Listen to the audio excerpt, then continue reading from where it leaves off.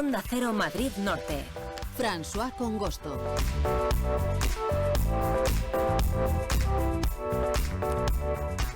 Y cuando son las 11 minutos, cuando es la 1:11 del mediodía, vamos a hablar de naturaleza y de unos bichos que, pues seguramente habremos visto en alguna ocasión, como son luciérnagas, aunque hay que decir que cada vez es menos posible hacerlo. Luego le preguntaremos a nuestro invitado por qué razón.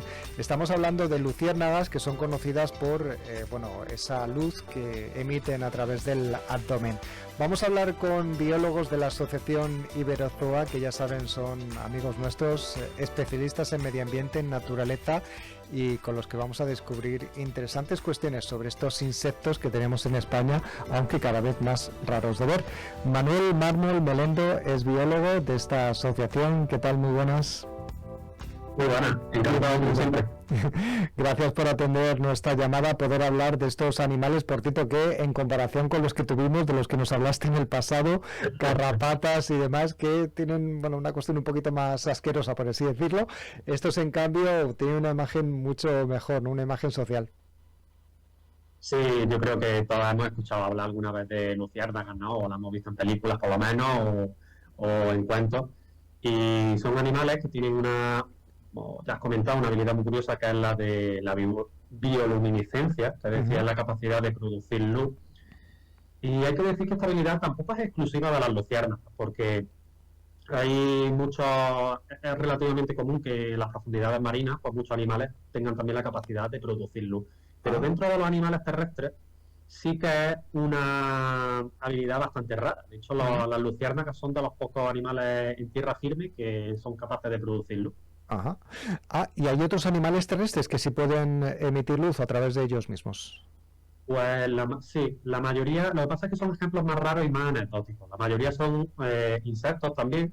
Entonces hay algunas larvas de alguna especie de moscas y de escarabajos que pueden producir luz. Pero vamos, entre los insectos el ejemplo más claro, el más conocido y el más extendido es el de las luciérnagas. Que lo comentábamos también antes al principio. Son un tipo de escarabajo realmente, pertenecen a este gran grupo que son los coleópteros. Bueno, pues sí, yo también tenía cierta duda exactamente en qué familia estaba incluido este animal, las luciérnagas. Por cierto, ¿cómo consiguen las luciérnagas producir luz? Pues hay varias maneras en las que los animales pueden tener esta capacidad. Los peces abisales que comentábamos antes, pues, por ejemplo, tienen como una simbiosis con unas bacterias especiales que son realmente las que producen la luz. Pero las luciérnagas hacen una cosa diferente. Por debajo del abdomen tienen un órgano especial en el que mezclan dos compuestos, la molécula luciferina y la enzima luciferasa. Y cuando se mezclan, pues hacen una reacción química que libera luz y apenas libera calor. Ajá, qué interesante. Es decir, es una mezcla, ¿no?, de elementos que tienen en su cuerpo, ¿no?, y que se unen para producir esa luz. La siguiente pregunta sería, ¿por qué? ¿Por qué producen luz las luciérnagas? Pues la principal función es el cortejo. Los machos van volando de noche, ¿no?, y van emitiendo su luz en intervalos intermitentes, porque además las luciérnagas pueden controlar cuando se encienden y cuando se apagan, no es que estén encendidas siempre. Entonces, esto lo hacen para llamar la atención de las hembras, que generalmente no tienen alas, no vuelan y están desde el suelo bicheando los machos que están volando. Entonces, cuando una hembra ve los destellos del macho, ella le produce también sus propios destellos. Entonces, hay como una comunicación, el macho va volando hacia la hembra y ya se reproduce. Lo curioso aquí es que, hay un montón de especies diferentes de luciérnagas y cada una de ellas pues tiene su propia secuencia de luces. A lo mejor una produce 3 luces breves y una luz larga, y otra pues produce, 2 luces largas y 3 breves. Qué curioso, no tenía ni idea de que fueran diferentes secuencias de luz, ¿no?, las que emiten dependiendo de cuál tipo de luciérnagas estuviéramos viendo. Y es que en cierto modo, a lo mejor no sé, parece un código Morse, ¿no?, el hecho de que haya como una especie de comunicación a través de corto, largo, largo, corto y demás. Sí, es algo parecido, o sea, se comunican, es como su propio lenguaje lumínico, se comunican a través de el número y la longitud de destellos. De esta forma, pues aseguran que las parejas a las que atraigan sean siempre de su misma especie y no atraigan pues al macho de otra especie. Pero aquí hay un truco, que hay un giro de trama. Y es que en Norteamérica hay algunas especies de luciérnagas que son carnívoras.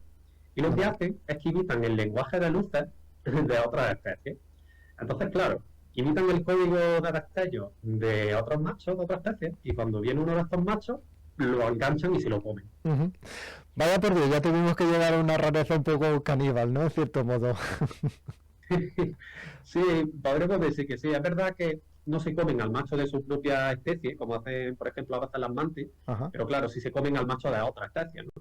Entonces, claro, tú imagínate que va uno de estos machos pensando que ha encontrado aquí al amor de su vida y termina haciendo la cena, ¿no? Ya, Pero ya. bueno, como digo, esto solo pasa en Norteamérica. Aquí en España no tenemos luciérnagas caníbales. Mm. Por cierto, Manuel, recordamos que es biólogo de la Asociación Iberozoa. En España, ¿cuántas especies de luciérnagas tenemos? Pues al menos tenemos 12 especies de luciérnagas, de las cuales 11 son de aquí, son autóctonas, y una de ellas sería exótica y vendría introducida de Norteamérica. Ujú. Y en el caso de la de Norteamérica, puesto que nos has dicho que hay una especie en Norteamérica que es caníbal, ¿es la que han introducido aquí en nuestro país? Por suerte no, por suerte no. Es una de las normales. La mayoría de estas especies, pues, que tenemos aquí en España se pueden ver sobre todo en la mitad norte de la película, de la península. Hay también una que parece ser que es endémica de Baleares. Y bueno, aquí en el sur tenemos a la luciérnaga mediterránea, que parece ser que es la más común que tenemos en la península. Digo común un poco entre comillas, porque aunque en comparación con las otras lo sea, estamos viendo que en todo el mundo está habiendo un declive generalizado de las luciérnagas, pero en Europa y en la península ibérica, pues especialmente. Ujú. Y una cuestión, ¿estas luciérnagas se reproducen en un determinado ecosistema o puede ser tanto montaña, cerca de pantanos, no sé, ¿hay algún común denominador sobre el sitio donde se reproducen? Pues normal, es que claro, hay varias especies y cada una pues habita en zonas diferentes, ¿no? Hay Ajá. algunas que necesitan masas forestales, que estén bien conservadas, otras se reproducen cerca del agua o en zonas húmedas, entonces va a depender también de los requerimientos de cada tipo de Ah, luciérnaga ujú. en específico. Vale, vale. Te lo preguntaba por Antes en una España cuestión. teníamos campos de luciérnagas, ¿no? Como los que se ven en las Ujú. películas. Eh, de hecho, pues a lo mejor hay gente ya un poco mayor que todavía recuerda esas cosas que dice, no, cuando yo era niño y salía al campo en verano por la noche y estaba todo lleno de luciérnagas. Ujú. Pero ahora eso pues se está haciendo cada vez más raro. Vale, vale. No, te lo preguntaba por una cuestión, Manuel, porque resulta que tengo una amiga que vive en Guadalís de la Sierra y que alguna vez saliendo a darse un paseo nocturno por la zona del embalse se ha encontrado con luciérnagos, ¿no? Y me llamaba la atención, ¿no? Decía que era una cosa muy rara, que lo había encontrado un par de ocasiones y nada más y en unos sitios muy concretos, ¿no? Y por eso te lo preguntaba. Nos hablabas del declive, ¿no? Que tiene esta especie. ¿A qué razón se debe? Pues le afectan varios factores. Tenemos por un lado el uso de los pesticidas, la pérdida de su hábitat y el cambio climático, que está alterando pues las temperaturas, los ciclos de temperatura a los que están acostumbradas estas luciérnagas y pues ya les altera también un poco el organismo. Pero uno de los problemas que se está viendo más últimamente es el de la contaminación lumínica, nuestras luces nocturnas. Ujú. Es lo mismo también que nos impide, por ejemplo, ver bien el cielo estrellado, a no ser que nos alejemos ya mucho de la civilización. Entonces, ¿qué sucede?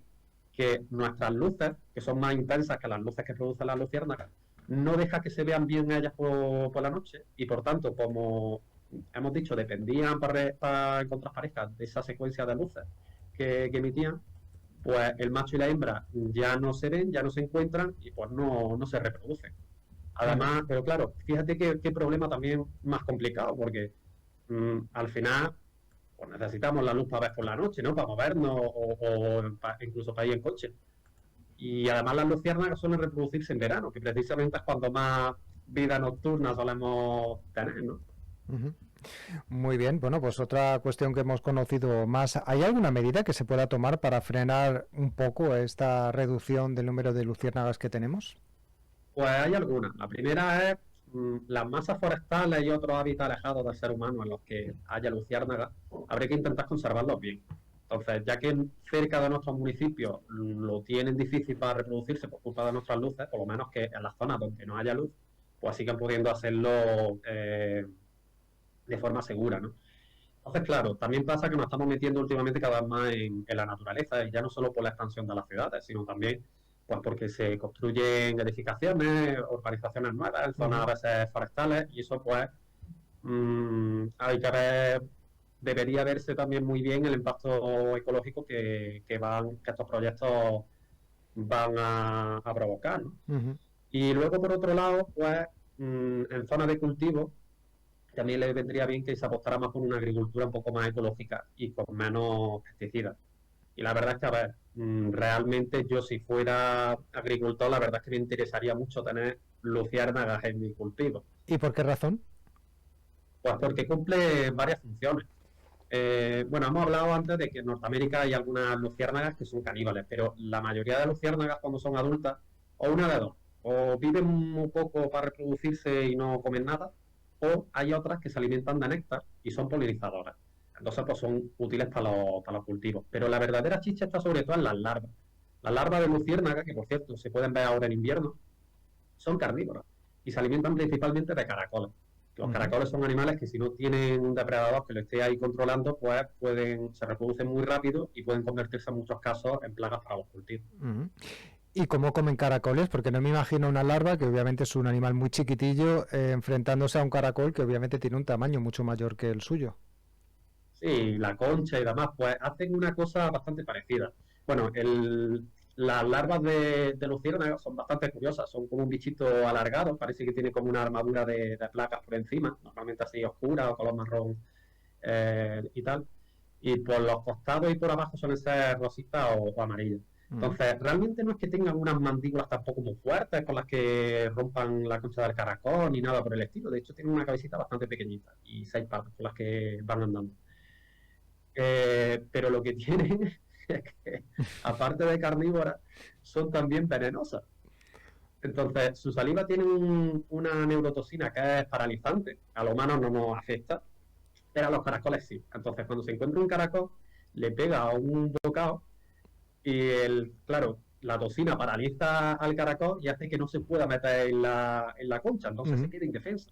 Ahí ya la luciérnaga se lo come tranquilamente y luego ya, no contenta con esto, después de habérselo comido, muchas veces se queda con la concha para ella. Ay, no me digas que también se queda de casa allí. Sí, Ujú. sí, sí, sí, es curiosísimo. O sea, 2 por 1, comida y casa. Se meten en la concha y ya por ahí pueden dormir tranquilas en la dirección sin tener que preocuparse del frío o de los depredadores. Luego, cuando tengan que volver, no van tampoco cargando la tipo cangrejo ermitaño. Luego, Ujú. cuando salen a cazar, pues abandonan la concha y como lo que comen son caracoles, pues ya conseguirán otra. Otro pasa, ¿no? Es decir, pues vaya con las larvas, ¿no? De las luciérnagas, ¿no? Estas caníbales y además ocupas de conchas ajenas.